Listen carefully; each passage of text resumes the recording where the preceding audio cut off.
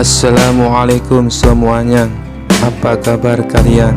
Semoga dalam keadaan sehat dan dilancarkan rezekinya oleh Allah. Amin ya robbal alamin. Suatu hari Abu Nawas dipanggil ke istana oleh Raja Harun al-Rasyid. Dengan raut muka serius, sang raja berkata, "Abu Nawas, aku mendengar kabar bahwa kau telah berselingkuh dengan permaisuriku. Bagaimana kau bisa melakukan hal sekeji itu?" Abu Nawas terkejut mendengar tuduhan tersebut. Dia tahu bahwa ini adalah cobaan yang berat.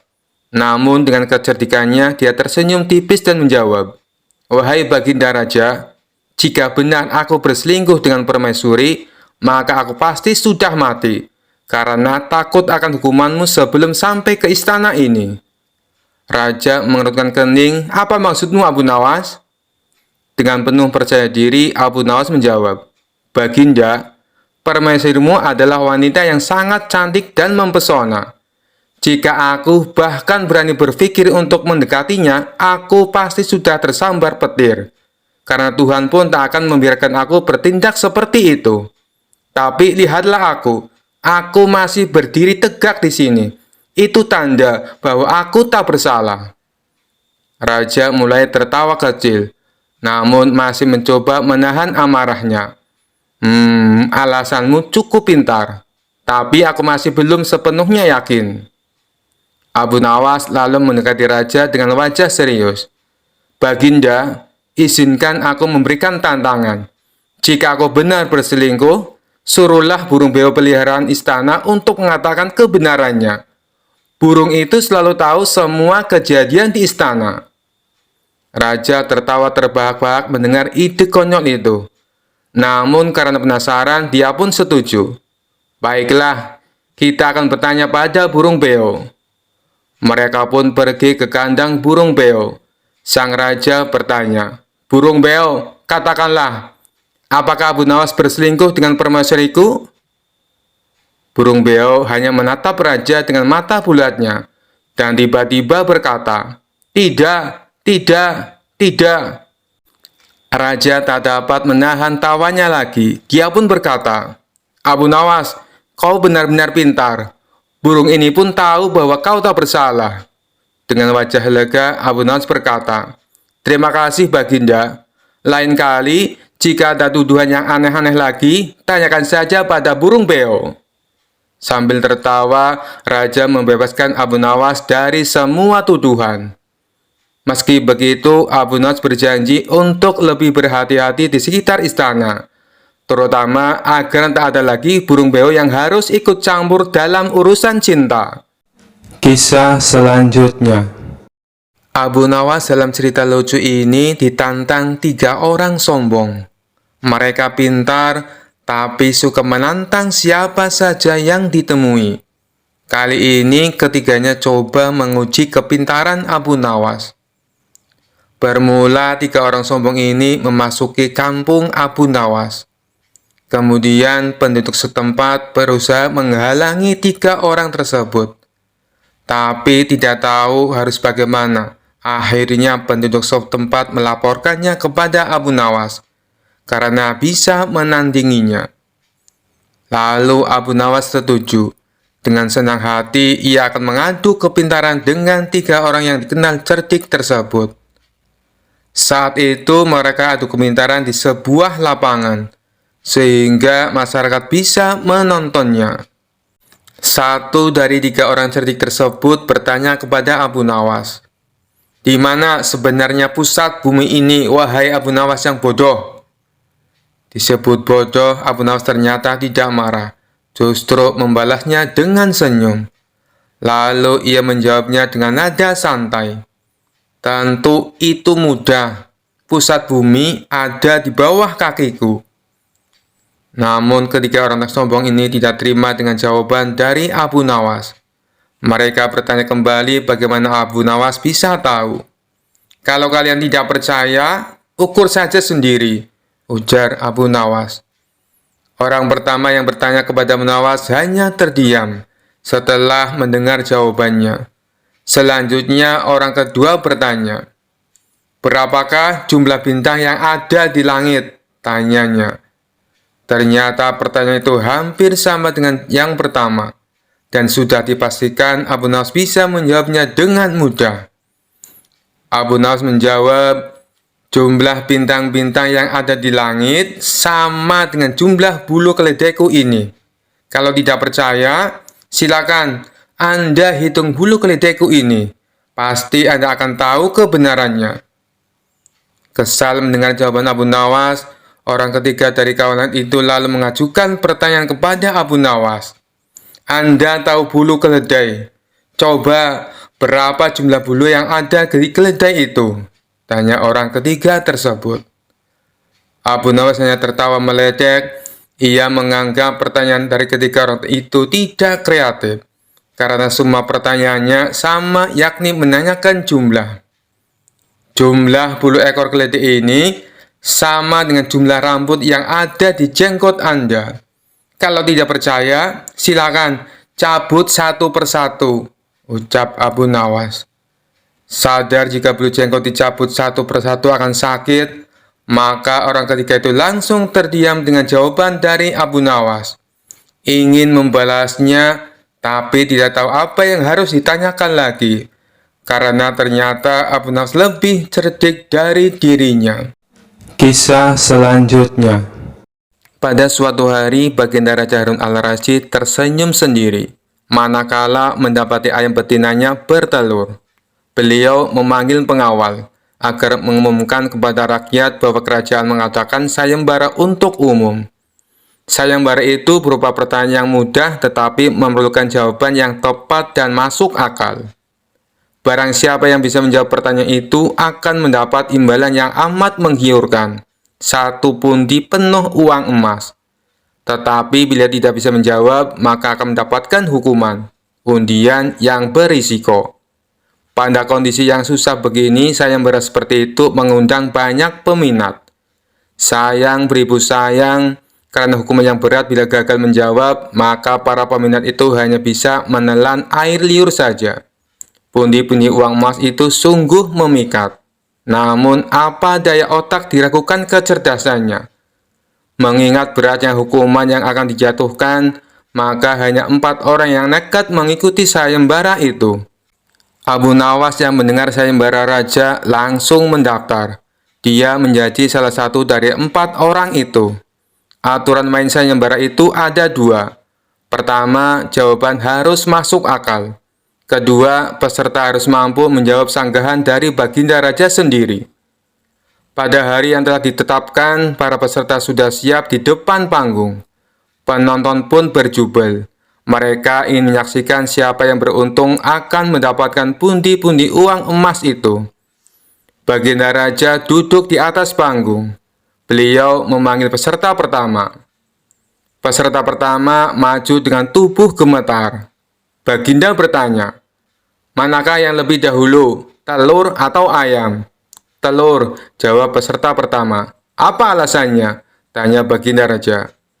Bila ayam lebih dahulu, itu tidak mungkin, karena ayam berasal dari telur. Kata peserta pertama menjelaskan. Kalau begitu, siapa yang mengerami telur itu? Sanggah Baginda Raja. Peserta pertama pucat pasi, wajahnya mendadak berubah putih seperti kertas. Ia tidak bisa menjawab. Tanpa ampun, ia dimasukkan ke dalam penjara. Kemudian peserta kedua maju dan berkata, Paduka yang mulia, sebenarnya telur dan ayam tercipta dalam waktu yang bersamaan.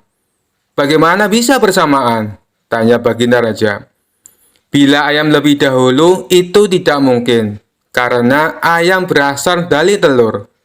Bila telur lebih dahulu, itu juga tidak mungkin, karena telur tidak bisa menetas tanpa diirami. Kata peserta kedua dengan mantap. Bukankah ayam betina bisa bertelur tanpa ayam jantan? Sanggah Baginda memojokkan. Peserta kedua bingung, ia pun dijebloskan ke dalam penjara. Lalu giliran peserta ketiga, ia berkata, Tuanku yang mulia, sebenarnya ayam tercipta lebih dahulu daripada telur. Sebutkan alasanmu, kata Baginda Raja. Menurut hamba, yang pertama tercipta adalah ayam betina, kata peserta ketiga meyakinkan. Lalu, bagaimana ayam betina bisa beranak pinak seperti sekarang, sedangkan ayam jantan tidak ada? Tanya Baginda Raja memancing. Ayam betina bisa bertelur tanpa ayam jantan. Telur dierami sendiri, lalu menetas dan menurunkan anak ayam jantan. Kemudian menjadi ayam jantan dewasa dan mengawini induknya sendiri. Peserta ketiga berusaha menjelaskan. Bagaimana bila ayam betina mati sebelum ayam jantan yang sudah dewasa sempat mengawininya? Peserta ketiga pun tidak bisa menjawab sanggahan Baginda Raja. Ia pun dimasukkan ke penjara. Kini tiba giliran Abu Nawas. Ia berkata, yang pasti adalah telur dulu baru ayam. Coba terangkan secara logis, kata Baginda Raja ingin tahu. Ayam bisa mengenal telur. Sebaliknya, telur tidak mengenal ayam, kata Abu Nawas singkat. Agak lama Baginda Raja merenung. Kali ini Baginda tidak menyanggah alasan Abu Nawas. Penonton pun bersorak. Abu Nawas berhak hadiah pundi-pundi uang emas itu. Kisah selanjutnya. Kala itu kota Baghdad mendadak gempar oleh kehadiran orang asing. Persoalannya bukan pada orangnya, melainkan orang asing tersebut tidak mempercayai adanya Tuhan.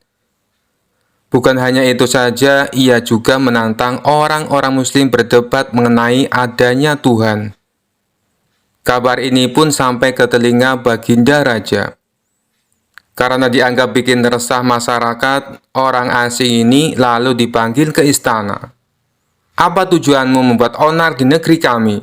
Tanya Baginda Raja. Orang asing ini menjawab, untuk apa mengaku bertuhan kalau tidak bisa menjawab pertanyaanku? Kemudian Baginda Raja bertanya kembali, apakah kamu tidak percaya adanya Tuhan? Dengan tegas orang asing itu menjawab, tentu saja saya tidak percaya adanya Tuhan, dan saya juga tidak percaya adanya akhirat. Mendengar itu Baginda Raja sempat terkejut. Tapi saya dan rakyatku percaya adanya Tuhan. Berarti keyakinan kita berbeda. Jadi jangan ganggu rakyatku, tegas Baginda Raja. Kalau Paduka Raja percaya adanya Tuhan, bisakah Paduka menjawab 3 pertanyaanku? Tanya orang asing tersebut. Silahkan, balas Baginda Raja. Pertanyaan pertama, orang Islam meyakini bahwa dunia dan isinya adalah ciptaan Allah. Lalu, siapakah yang menciptakan Allah? Bukankah sesuatu yang ada pasti ada penciptanya? Pertanyaan yang kedua, katanya di dalam surga manusia tidak akan berak ataupun kencing. Sedangkan mereka makan dan minum setiap hari. Bagaimana mungkin ini bisa terjadi? Padahal segala sesuatu akan dimasukkan pasti akan keluar. Entah itu dengan bentuk yang lain. Dan pertanyaan ketiga, orang Islam yakini kalau setan terbuat dari api. Tapi katanya setan akan disiksa dengan api neraka. Mana mungkin api bisa menyakiti api? Mendengar pertanyaan orang asing itu, Baginda Raja hanya terdiam.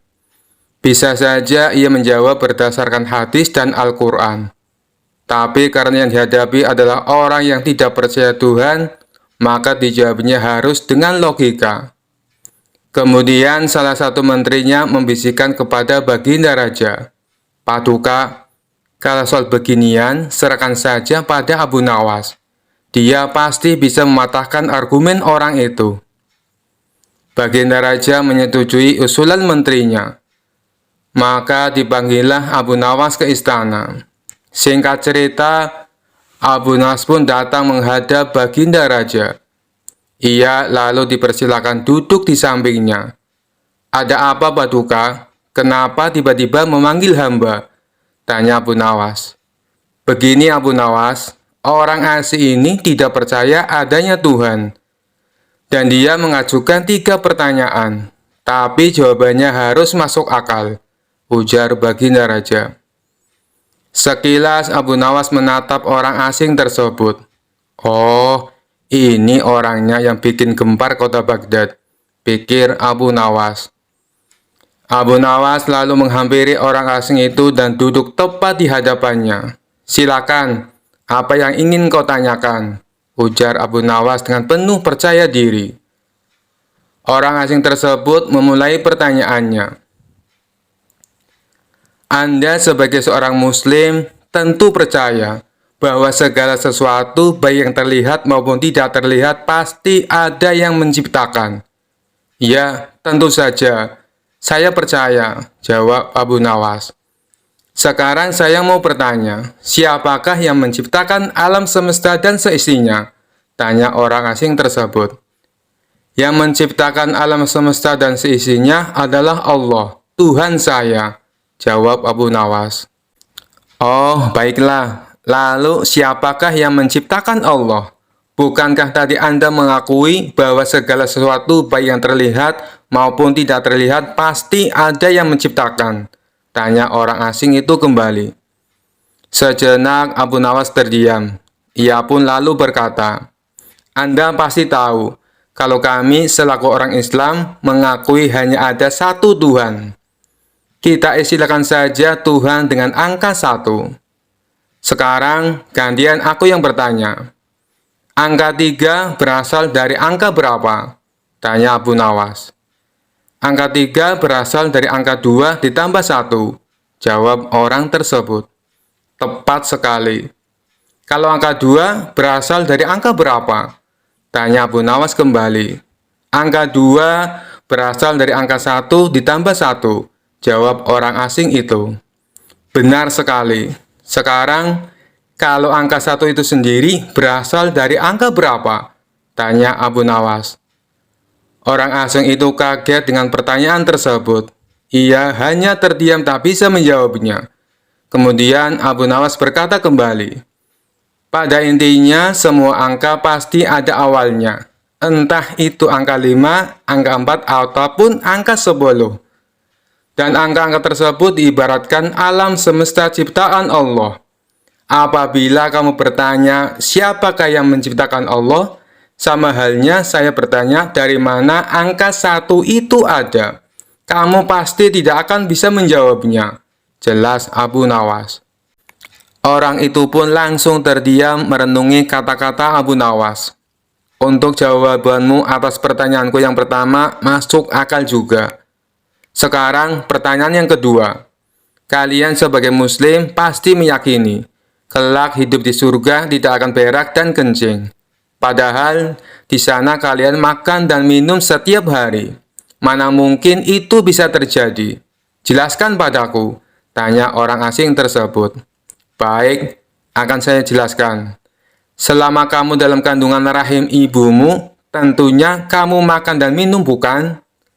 Karena menurut ilmu medis, seorang janin memakan sesuatu yang dimakan ibunya. Lalu ketika kamu dalam kandungan ibumu selama 9 bulan, apakah kamu pernah berak ataupun kencing?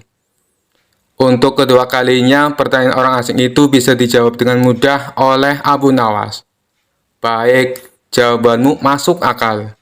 Sekarang pertanyaan terakhir. Kalian sebagai muslim pasti meyakini kalau setan terbuat dari api dan neraka juga terbuat dari api.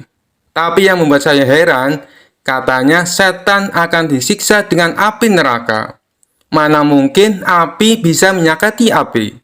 Itu hal konyol yang pernah saya dengar, ujar orang asing tersebut. Bisakah kamu menjelaskannya? Tanyanya kemudian. Sebelum aku menjawab pertanyaan terakhir, aku ingin kita saling berjanji. Apapun jawabannya, kamu tidak boleh marah, pinta Abu Nawas. Tentu saja, saya tidak akan marah. Apalagi kalau jawabannya masuk akal, balas orang tersebut. Tiba-tiba Abu Nawas menampar pipi orang asing itu sangat keras. Baginda Raja dan orang-orang yang hadir terkejut dibuatnya. Hei, apa-apaan ini? Kalau tidak bisa menjawab, jangan emosi. Apalagi sampai main pukul kayak gini, protes orang asing. Siapa yang emosi? Itu tadi adalah jawaban saya. Apakah tadi kamu merasakan sakit? Tanya Abu Nawas. Tentu saja sakit, jawab orang itu sambil memegang pipinya. Coba kamu perhatikan tangan saya. Bukankah tangan saya terbuat dari tulang dan daging? Begitu juga dengan pipi kamu. Tapi ketika tangan saya ini tamparkan ke pipi kamu, kamu langsung kesakitan. Itulah gambaran sederhana. Kalau api neraka bisa menyakiti setan, setan pasti akan merasa kesakitan, meskipun ia sama-sama terbuat dari api, kata Abu Nawas menjelaskan. Orang asing tersebut lalu terdiam. Ia tak bisa membantah argumen Abu Nawas. Sementara baginda raja dan orang-orang istana kagum atas kecerdikan Abu Nawas. Kisah selanjutnya. Kisah ini berawal ketika baginda raja baru pulang dari negeri seberang. Ia pun menceritakan pengalamannya selama tinggal di sana, termasuk mengenai seorang pengawal pribadi raja negeri seberang yang terkenal sakti. Si pengawal tersebut bisa muncul tiba-tiba tanpa diketahui dari mana ia datang. Mendengar cerita baginda raja, sang menteri pun merasa takjub. Maksud Paduka, pengawal itu bisa muncul tiba-tiba? Tanya sang menteri merasa heran.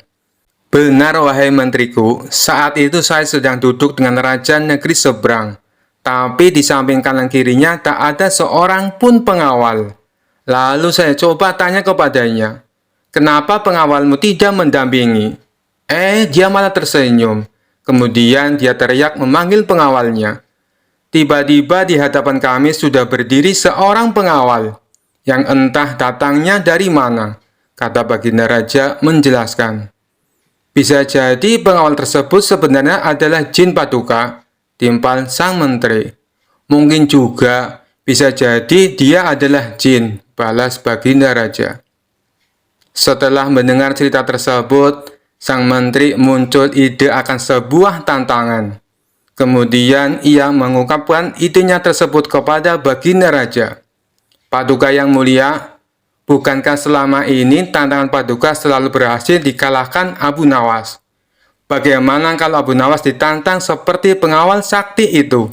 Kata sang menteri mengusulkan. Tantangan? Tantangan apa? Aku belum paham dengan maksudmu, tanya baginda raja bingung. Begini Paduka, Abu Nawas kita tantang hadir di depan Paduka. Tapi tidak boleh dengan jalan kaki, tidak boleh berkendaraan, dan tidak boleh kelihatan. Dia harus datang tiba-tiba seperti pengawal itu, kata sang menteri menjelaskan. Bagus sekali ide kamu, saya setuju. Kali ini Abu Nawas pasti akan kalah, balas baginda raja kegirangan. Tanpa membuang-buang waktu, baginda raja langsung memerintahkan beberapa pengawal untuk memanggil Abu Nawas. Singkat cerita, datanglah Abu Nawas menghadap baginda raja. Wahai Abu Nawas, apakah kamu masih berani menerima tantanganku? Tanya baginda raja. Tentu saja saya berani Paduka. Tapi saya perlu tahu apa nilainya kalau saya berhasil, kata Abu Nawas balik bertanya. Karena tantangan ini sangat sulit dan mustahil, hadiahnya akan aku tambah menjadi 1000 dinar. Tapi bila kamu gagal, sebagai hukumannya, kamu harus memandikan kuda-kuda istana selama sebulan. Dan semua hadiah yang selama ini aku berikan harus kamu kembalikan. Karena hadiah tersebut akan aku serahkan kepada menteriku. Sebab dialah yang punya ide tantangan ini. Apa kamu bersedia? Tanya baginda raja kembali. Mendengar hadiah yang begitu besar, spontan Abu Nawas langsung tergiur. Baik Paduka yang mulia, saya sangat bersedia, sahut Abu Nawas dengan muka berseri-seri. Kemudian baginda raja memberitahu tantangan yang akan ia berikan. Besok kamu harus ada di sini persis seperti sekarang ini, berdiri tepat di hadapanku. Tapi ada syaratnya. Kamu ke sini tidak boleh berjalan kaki, tidak boleh naik kendaraan, dan tidak boleh terlihat oleh siapapun. Pokoknya tahu-tahu kamu sudah ada di sini, jelas baginda raja. Seketika jantung Abu Nawas langsung berdebar kencang mendengar tantangan tersebut. Ini tantangan yang mustahil. Mana mungkin aku bisa melakukannya, pikir Abu Nawas. Di tengah kebingungan Abu Nawas, Baginda Raja kembali berkata, "Kalau kamu membatalkan tantangan ini, itu saja kamu mengaku kalah. Dan itu berarti kamu harus menjalani hukuman dan menyerahkan semua hadiahmu kepada menteriku." Sementara sang menteri merasa puas dengan ide tantangan yang dimilikinya. "Mampus kau Abu Nawas, kau akan menderita selama sebulan," ucap sang menteri dalam hati. Nasi sudah menjadi bubur, Abu Nawas tak mungkin membatalkan tantangan tersebut. Ia pun lalu mohon diri kepada Baginda Raja untuk pamit pulang ke rumahnya. Setibanya di rumah, Abu Nawas duduk di teras rumah sambil memutar otaknya. Ia terus memikirkan cara agar terlepas dari hukuman. Namun sampai waktu menjelang sore, ia tak juga menemukan solusinya. Hampir saja Abu Nawas dibuat stres karena akan cerdiknya menemukan jalan buntu. Saat ia tengah termenung, salah seorang tetangganya lewat di depan rumah Abu Nawas dengan memanggul karung yang besar. Iseng-iseng Abu Nawas bertanya kepadanya, "Wahai kawan, apa yang kau bawa itu?" Tetangganya menjawab, "Kambing Abu Nawas." "Kambing? Kenapa tidak dituntun saja? Itu akan meringankan pekerjaanmu," kata Abu Nawas menyarankan. "Saya sengaja Abu Nawas, biar orang-orang tidak tahu," balas tetangganya. Dari situlah akhirnya Abu Nawas menemukan solusi atas tantangan Baginda Raja. Kemudian Abu Nawas pergi menemui menteri yang punya ide tantangan tersebut. "Tuan Menteri, sepertinya besok saya akan dihukum. Tapi bolehkah saya minta tolong?" pinta Abu Nawas. "Minta tolong apa?" tanya sang menteri. "Besok ambillah karung yang ada di rumahku dan bawalah ke hadapan Baginda Raja," ucap Abu Nawas. "Apa isi karung itu?" tanya sang menteri kembali. "Isinya semua hadiah dari Baginda Raja. Selama ini aku kumpulkan di dalam karung tersebut. Bukankah nantinya juga akan jadi milikmu?" ujar Abu Nawas. "Oh, baiklah Abu Nawas, saya siap," balas sang menteri. Esok paginya sang menteri menuju rumah Abu Nawas. Sesampainya di sana, ia hanya menjumpai istrinya. "Mana Abu Nawas?" tanya sang menteri. "Abu Nawas sudah berangkat ke istana," jawab istri Abu Nawas. Kemudian istri Abu Nawas menunjukkan karung yang akan dibawa oleh Tuan Menteri. Dengan hati gembira, sang menteri memanggulkan tersebut sampai ke istana. Meskipun terik matahari sangat panas tak membuat sang menteri merasa letih, karena rasa letihnya terobati dengan hadiah yang akan ia dapatkan. Setelah sang menteri tiba di istana, ia pun segera menghadap Baginda Raja. "Apa yang kau bawa itu? Dan mana Abu Nawas?" tanya Baginda Raja. "Bukannya Abu Nawas sudah ke sini?" kata istrinya. "Ia sudah berangkat dari pagi Paduka. Dan karung ini adalah semua hadiah yang Abu Nawas kumpulkan," jawab sang menteri. "Mana? Sampai saat ini Abu Nawas belum kelihatan."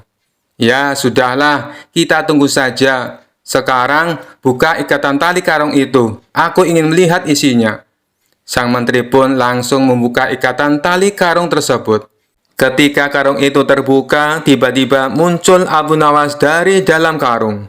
"Hamba sudah di sini Paduka, seperti yang Paduka inginkan. Tidak berjalan kaki, tidak berkendaraan, dan tidak diketahui oleh siapapun," ucap Abu Nawas.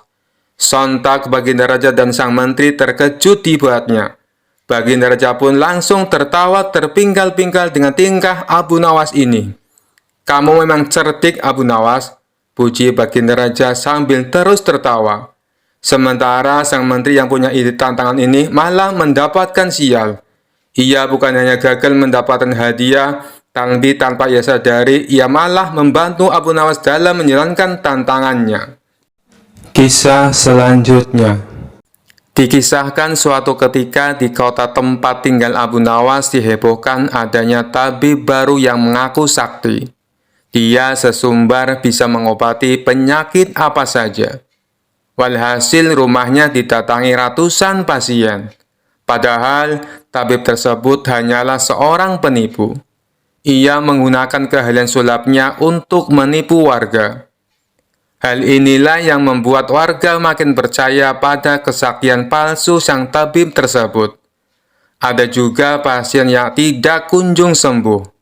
Namun karena rayuan manis sang tabib palsu, ia selalu menuruti perkataannya agar kembali berobat. Sampai pada suatu ketika Abu Nawas jatuh sakit yang tidak kunjung sembuh.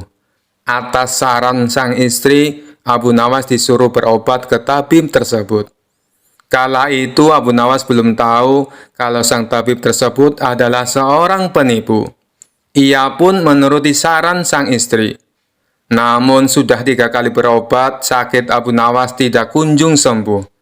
Padahal sekali berobat bayarnya 100 dinar.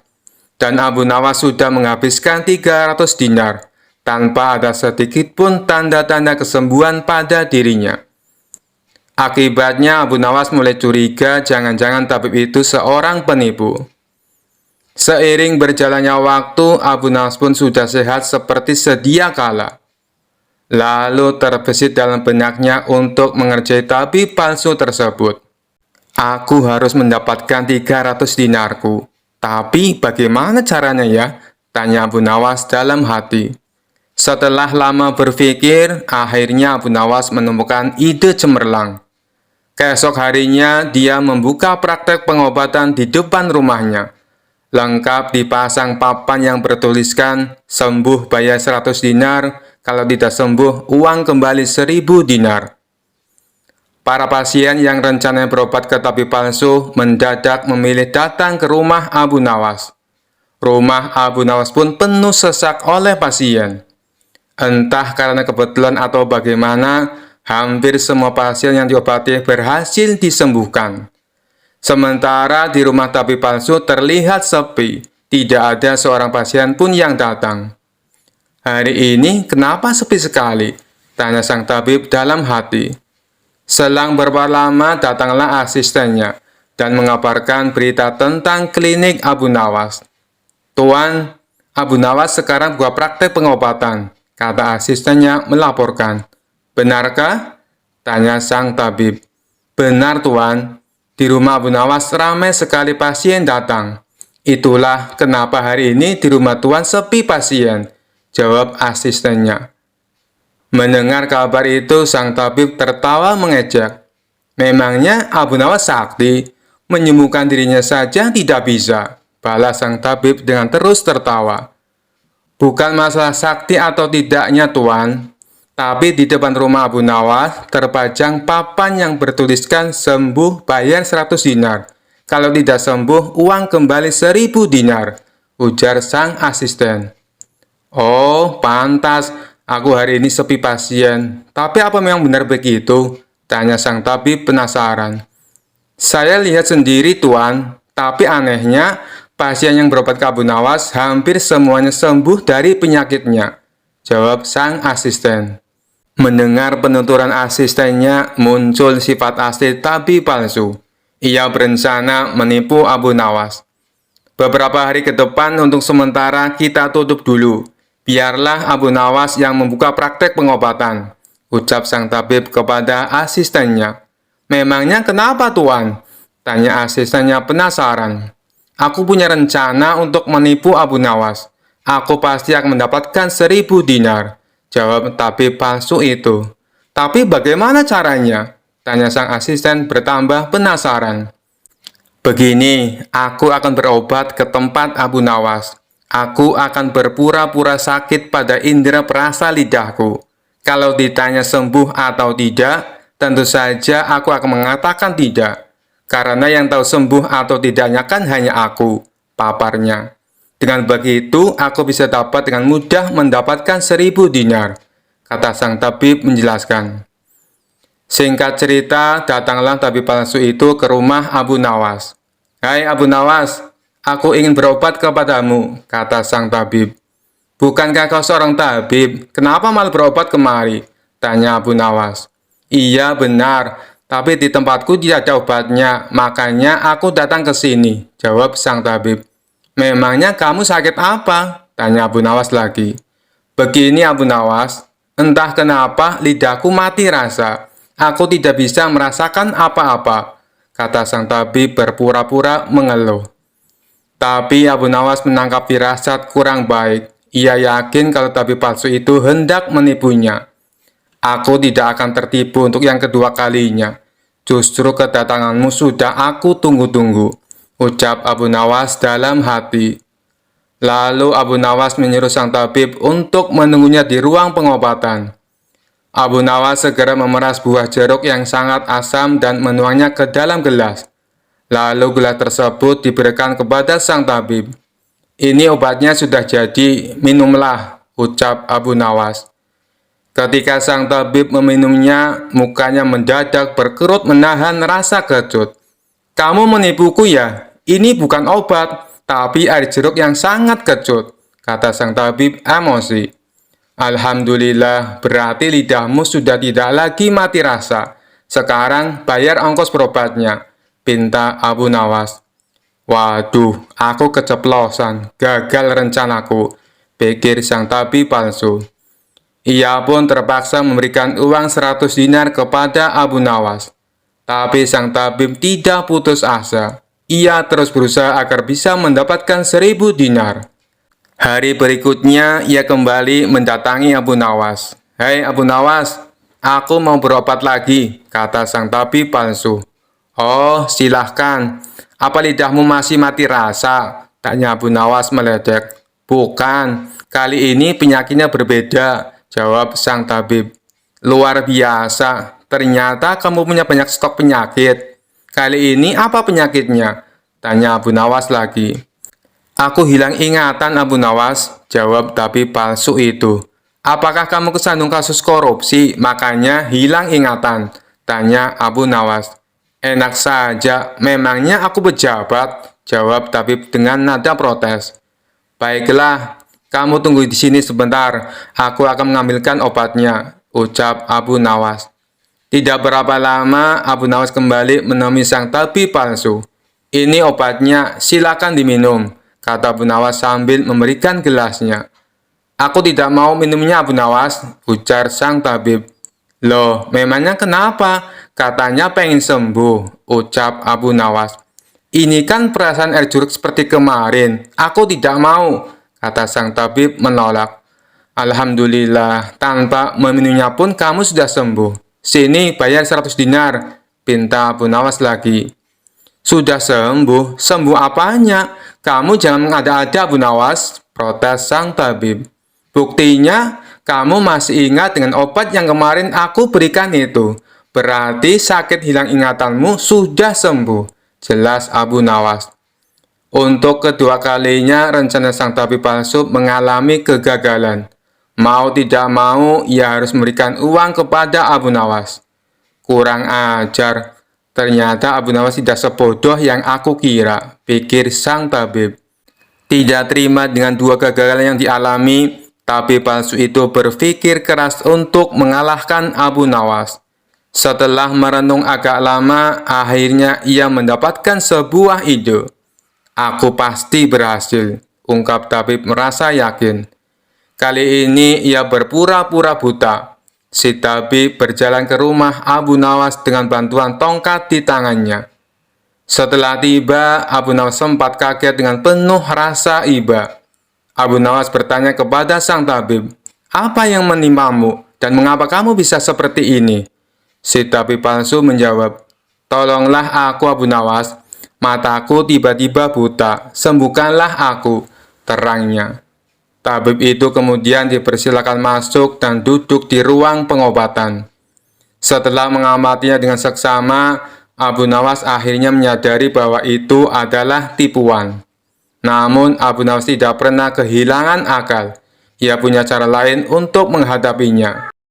Sepertinya penyakit kebutaanmu sudah sangat parah. Maafkan aku, untuk kali ini tidak mampu mengobatinya, ucap Abu Nawas pura-pura sedih.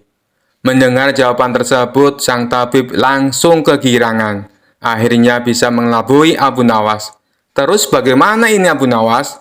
Padahal aku berharap banyak kepadamu, kata sang tabib berpura-pura. Iya, mau bagaimana lagi? Aku tidak mungkin bisa menyembuhkanmu, jawab Abu Nawas. Kalau begitu, aku dapat uang 1000 dinar dong, tanya tabib palsu itu penuh harap. Tentu saja kawan, aku tidak mungkin berdusta, balas Abu Nawas. Kemudian Abu Nawas masuk ke rumah untuk mengambilkan uang. Ini uang 1000 dinar untukmu, ucap Abu Nawas sambil memberikan uangnya. Tabib palsu itu dengan penuh kegirangan menerima uang tersebut. Tapi setelah uangnya dihitung, ia langsung murka.